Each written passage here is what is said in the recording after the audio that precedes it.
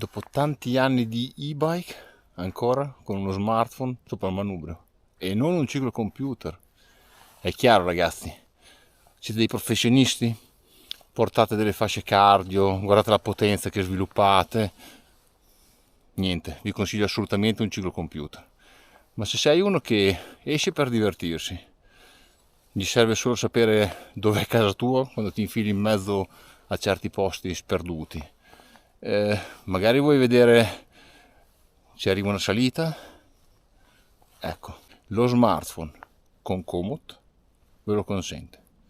E quindi adesso vi parlo del perché sì e perché no dello smartphone sopra il manubrio. E come sempre fa freddo e non riesco a parlare. Andiamo!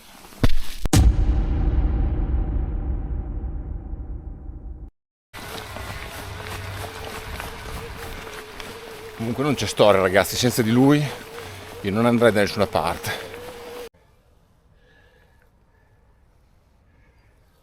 Non so se si vede, però ho fatto 12 km e mezzo finora e un 15% di batteria è già andata via. Innanzitutto, buongiorno ragazzi, buongiorno, come sempre, non è impermeabile, assolutamente, ma comunque vi voglio spiegare perché dopo tanti anni di e-bike sto utilizzando ancora uno smartphone per andare in giro e non ho ancora comprato un ciclocomputer. Ma com'è possibile questo? Beh, inizialmente perché ho deciso di comprare l'e-bike per provare una cosa nuova e non ero convinto del fatto che mi potesse piacere oppure no. Ho scaricato l'applicazione di Komoot e l'ho messo su un telefono. Beh, mi sono trovato direttamente molto bene e quindi il telefono è diventato il mio ciclocomputer, perché tanto andando alla ricerca si mette male la situazione, andando alla ricerca di percorsi, perché comunque benché abito in questa zona la foresta offre tanti percorsi. Beh, avere Komoot sempre appresso sul cellulare mi è sempre stato comodissimo e quindi ho sempre girato con un telefono applicato appunto sopra il manubrio, applicazione Komoot aperta e via, pedalavo alla scoperta. E generalmente con una batteria della mia vecchia Cube che era di 500 watt andavo ad affrontare dei giri da 3 ore e mezza, e con una batteria di un telefono come questo A40 di Samsung sono sempre arrivato a casa, delle volte veramente al pelo, delle volte soprattutto d'inverno ho dovuto attaccargli un po' di corrente dal mio power bank, però ho fatto sempre il suo lavoro. Con l'acquisto della Specialized abbiamo allungato anche i giri. Allungando i giri il telefono non bastava più. C'è anche della grandine. Ecco, si vede che era giornata. Ho detto, vabbè. Ho allungato i giri e di conseguenza il telefono non è bastato. Ho cambiato telefono, ne ho preso uno con una batteria più grande. È chiaro, è bruttino da vedere, però quando cambi dal telefono da questo a un telefono normale di adesso, che è veramente grande, un 6,5, 6,7 pollici di schermo, sopra il manubrio è veramente tanto. Però c'è un vantaggio, lo si vede veramente bene, e se uno ha dei problemi di vista, soprattutto da vicino, come me, questo qua è uno schermo perfetto.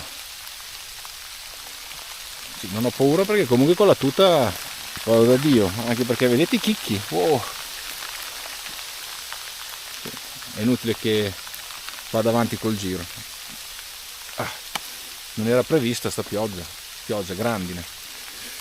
Quindi uno smartphone può sostituire un ciclocomputer? Sì.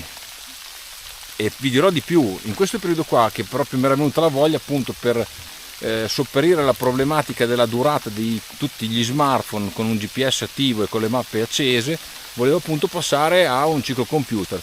Solamente che ragazzi ci sono due problematiche.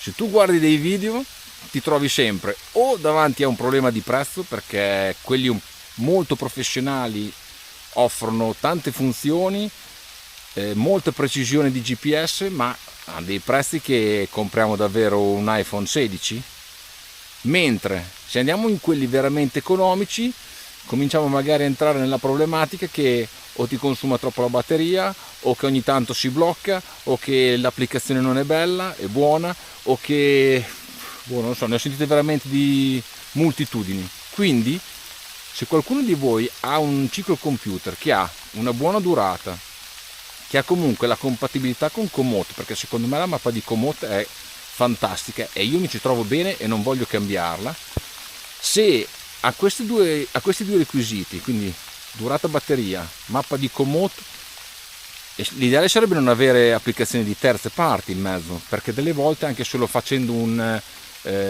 aggiornamento software qualcosa si impalla. Invece la cosa bella dello smartphone è, io nel mio smartphone ufficiale, quello che uso per telefonare tutto, mi disegno la mia bella mappa, la salvo sul Komoot, prendo fuori questo telefono che è solamente dedicato per la bici, senza scheda, senza niente, mi attacco al wifi, clicco sull'applicazione Komoot e mi si apre in automatico quello che io ho disegnato, quello che io ho progettato nell'altro telefono. Quindi ho già la mia mappa lì, la salvo offline e me la trovo direttamente qua. Quindi questa è la mia mappa, faccio più o meno per zoomare. Qua c'ho il climb perché vedo le pendenze, vedo le durate, quanto mi rimane, i chilometri che mi rimangono, la durata del tratto, velocità media, insomma. Io di informazioni poi principalmente ne ho bisogno di due. Una, quanti chilometri mi rimangono, quanti chilometri è lungo il giro, e comunque una bella mappa che non si blocca. Questo per me è fondamentale. Quindi non ho bisogno di un ciclocomputer super professionale. Voglio dire, un telefono così che mi consente di fare 3 ore fuori di un'uscita, adesso come adesso costa 90 euro, 80 euro se lo trovate. Cioè, alla fine da me stava dentro un cassetto, piuttosto che tenerla dentro un cassetto, la utilizzo sulla bicicletta. Quindi ragazzi, voi fatemi sapere che cosa ne pensate di utilizzare come ciclocomputer uno smartphone, e se avete un ciclocomputer veramente buono che appunto non si blocca, vi trovate veramente bene, ha una durata molto lunga della batteria, delle belle mappe visibili, fatemelo sapere qui sotto nei commenti e iscrivetevi al canale, mi raccomando. Ciao ragazzi, ci vediamo al prossimo video.